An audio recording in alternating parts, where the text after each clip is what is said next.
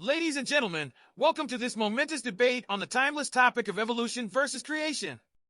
Today, we have two distinguished guests joining us, Charles Darwin, the pioneering naturalist and evolutionary biologist, and Kent Hovind, an impassioned advocate for creationism.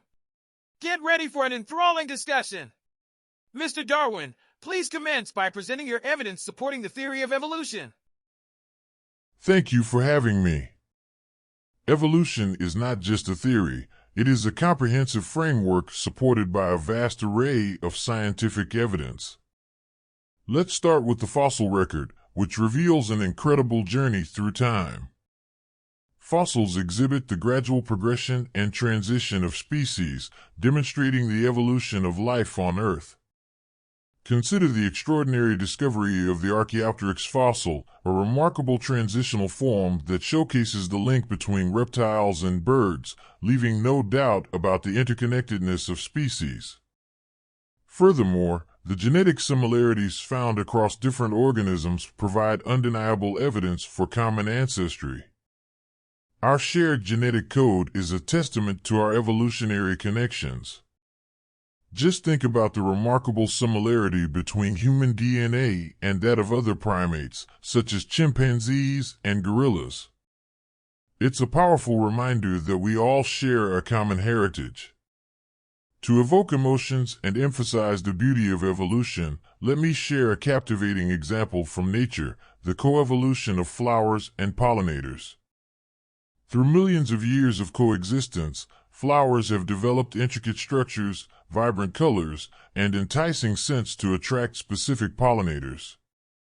Hummingbirds, butterflies, and bees, in turn, have evolved specialized traits to extract nectar and transfer pollen, ensuring the survival and reproduction of both the plant and the pollinator.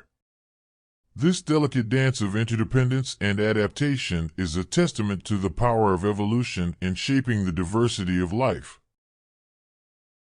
Thank you for your passionate introduction, Mr. Darwin. Now, Mr. Hovind, we eagerly await your response to the evidence presented. Thank you. While Mr. Darwin's arguments may be persuasive to some, I firmly stand on the foundation of a literal interpretation of the biblical account of creation. The complexity and diversity of life on Earth point to an intelligent designer rather than the product of random processes. I must address the gaps in the fossil record, which are significant challenges to the theory of evolution. If species gradually changed over time, as claimed by evolutionists, we should have an abundance of transitional fossils. Yet, such evidence remains elusive. In addition, let us consider the marvel of irreducible complexity, a concept that defies gradual evolution. Take the example of the bacterial flagellum, a whip-like structure that propels bacteria through their environment. This intricate mechanism consists of multiple components, each one necessary for its functionality. Without any one of these components, the flagellum would be rendered useless. How could such complexity emerge gradually through random chance? To evoke emotions and demonstrate the wonders of creation, let me share a captivating example from nature, the intricate design of a spider's web. The complexity and perfection of its structure, the precision of each strand, and the intricacy of the patterns leave no doubt in my mind that a divine creator crafted this masterpiece. It speaks to the meticulous planning and purpose behind the creation of life. Thank you, Mr. Hovind, for sharing your beliefs and offering compelling examples from nature. Mr. Darwin, your response to Mr. Hovind's personal beliefs? I respect Mr. Hovind's faith, but we must remember that personal beliefs cannot replace the need for empirical evidence in scientific inquiry. While there may be gaps in the fossil record, the vast array of transitional fossils discovered worldwide provides overwhelming support for evolutionary theory. Each new discovery fills in those gaps and further solidifies the narrative of gradual change and common ancestry. Regarding irreducible complexity, scientists have put forth viable explanations through the concept of adaptation, a process in which existing structures serve new functions over time. The bacterial flagellum, once thought to be irreducibly complex, is now understood as a product of evolution through the modification and repurposing of existing cellular components. In the spirit of evoking emotions, let's explore another awe-inspiring example from nature, the stunning transformation of a caterpillar into a butterfly. This remarkable metamorphosis, with its intricate changes in form, structure, and behavior, is a testament to the power of evolution. It showcases the adaptive potential within species and the wondrous beauty that can emerge through natural selection.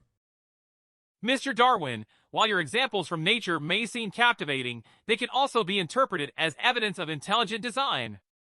The intricate structures and functions we observe in living organisms, such as the precise wings of a butterfly or the complexity of a bird's nest, indicate purpose and intentionality. These phenomena cannot be solely attributed to random, undirected processes. They speak to a creator who crafted every detail with care and precision. To further emphasize this point, let me introduce the concept of specified complexity. Certain biological structures, like the human eye or the human brain, exhibit an incredibly high level of complexity and specificity. The probability of such intricacy arising by chance alone is exceedingly low. This suggests the existence of an intelligent designer who carefully orchestrated the development of these intricate systems. Mr. Hovind, I understand your perspective, but we must approach this debate with scientific rigor. While the complexity of living organisms is indeed astounding, it is crucial to remember that evolution provides a powerful framework for understanding how this complexity emerged over time. Let's explore another piece of evidence, the presence of vestigial organs. These are remnants of structures that were functional in our ancestors but have lost their original purpose over generations. Examples include the human appendix and the pelvic bones in whales. These vestigial structures make sense in the context of evolution, as they represent remnants of our evolutionary past. They serve as a powerful argument for common ancestry and the gradual modification of species. Furthermore, the field of comparative anatomy provides remarkable insights into the evolutionary relationships between organisms. The similarities in anatomical structures and developmental patterns across different species can be explained by common descent. For instance, the pentadactyl limb structure, seen in the limbs of humans, bats, whales, and birds, points to a shared evolutionary history. The debate intensifies as both sides present their arguments backed by evidence and personal beliefs. Mr. Hovind, your response to the evidence presented by Mr. Darwin? Thank you for giving me the opportunity to respond. Regarding the appendix, while it was once believed to be a vestigial organ with no purpose, modern research suggests otherwise. The appendix is now understood to play a vital role in the immune system as a reservoir of beneficial gut bacteria. It serves as a safe house for these bacteria, allowing them to repopulate the digestive system after illnesses or antibiotic treatments. This newfound understanding challenges the notion that the appendix is a useless remnant of our evolutionary past. Moving on to the whale's bones, it is important to clarify the function of those bones. The pelvic bones in whales, once cited as evidence of evolution from land-dwelling mammals, actually serve a crucial purpose in reproduction.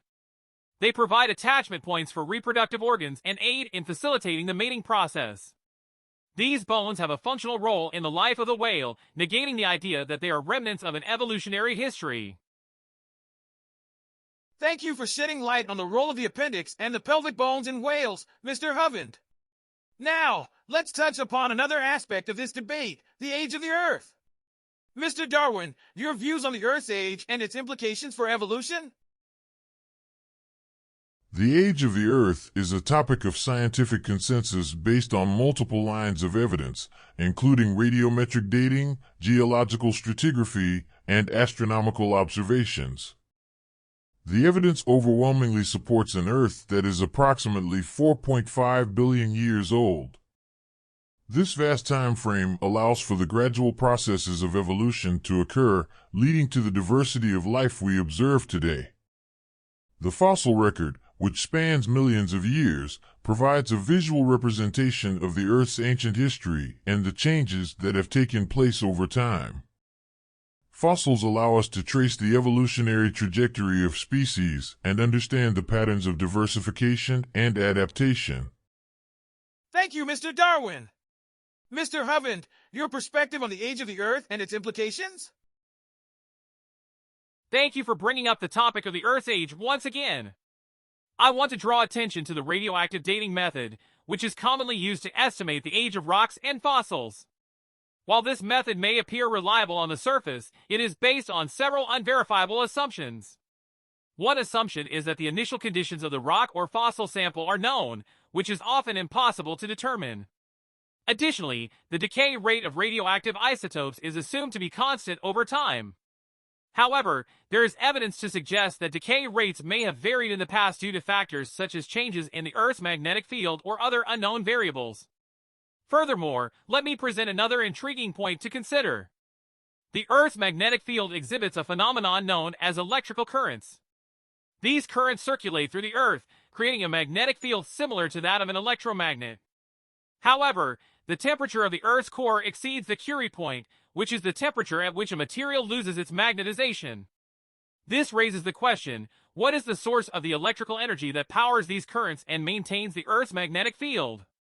Additionally, the stars in the universe provide compelling evidence for a young Earth. If the universe were billions of years old, as mainstream science suggests, we would expect to see stars in various stages of evolution. However, what we observe is a vast number of blue stars, which are short-lived and should have exhausted their fuel if the universe were as old as claimed. This aligns more closely with a young Earth model. Regarding polonium rings in granite, the discovery by Robert Gentry raises interesting questions about the formation of these rings and the age of granite itself. Gentry's research suggests that polonium radiohalos could not have formed over long periods of time, as they would have decayed before the granite solidified. This challenges the assumption of an ancient Earth and provides evidence for a young Earth model. Now, let's delve into the topic of fossils, the remnants of ancient life that provide valuable insights into the Earth's history. Mr. Darwin, your perspective on the existence and formation of fossils? Fossils are a crucial piece of evidence for the theory of evolution. They provide a tangible record of life forms that once inhabited the Earth, showcasing the changes and diversification of species over time. Fossils form through a process called fossilization, where the remains of organisms are preserved in sedimentary rocks over millions of years. This slow accumulation of sediment and subsequent mineralization creates a lasting imprint of ancient life. While Mr. Darwin's explanation of fossil formation is compelling, it does not account for certain anomalies that challenge the traditional understanding of fossilization. For instance, we find fossils of marine organisms high up in mountain ranges, far from any bodies of water. These findings suggest catastrophic events like large-scale flooding or tectonic activity that rapidly deposited and uplifted these marine fossils. This does not align with the gradual sedimentation process proposed by Darwinian evolution. Furthermore, the presence of widespread fossil graveyards raises questions about the slow and gradual accumulation of fossils. We see examples of massive fossil deposits where countless organisms are preserved together, indicating rapid burial and catastrophic events. These findings point to sudden and catastrophic events in the Earth's past, rather than the slow and gradual processes proposed by Darwin. There are also fascinating instances where fossils capture dynamic interactions, such as a fish with another fish in its open mouth. This scenario requires rapid and precise burial to capture such a momentary event. The delicate preservation of such detailed interactions challenges the notion of slow fossil formation over billions of years. The topic of humans and dinosaurs is often a point of curiosity and speculation. Mr. Darwin, your perspective on the existence of dinosaurs and their relationship to humans? The existence of dinosaurs is well supported by extensive fossil evidence. These magnificent creatures roamed the Earth millions of years ago and eventually went extinct long before humans appeared. The fossil record provides a wealth of information about their anatomy, behavior, and ecological roles. Thank you for raising this fascinating subject. While the conventional understanding suggests a significant gap in time between the existence of dinosaurs and humans, there are intriguing pieces of evidence that challenge this notion. In various ancient cave paintings, pottery, and other artifacts, we find depictions of creatures that strongly resemble dinosaurs alongside human figures. These artworks raise the question of whether humans and dinosaurs coexisted and interacted in some way. Such depictions can be found in different cultures across the globe, suggesting a possible shared experience or knowledge of these ancient reptiles. Additionally, let's consider the well-known example of the Paluxy River in Texas. In this area, numerous dinosaur footprints have been discovered alongside human footprints. The proximity of these prints in the same geological layers suggests the possibility of humans and dinosaurs cohabiting the same environment at some point in history. Before we conclude this debate, I would like to give both Mr. Darwin and Mr. Hovind an opportunity to share final remarks with our listeners. Please take a moment to address our audience and offer any closing thoughts you may have. Thank you once again for tuning in to this engaging debate. I encourage all of you to continue exploring the wonders of science and the evidence that supports the theory of evolution. Embrace the spirit of inquiry, question the world around you, and seek knowledge through critical thinking and scientific exploration. Remember, the pursuit of understanding our origins is a journey that expands our horizons and enriches our understanding of the natural world. To all our listeners, I appreciate your engagement and willingness to consider alternative perspectives. As you delve into the topics of creation and the Earth's history, I encourage you to examine the evidence critically and challenge mainstream narratives. Keep an open mind, explore the research and findings that support a different view, and never stop questioning. Remember, the pursuit of truth requires intellectual honesty and a willingness to explore all possibilities.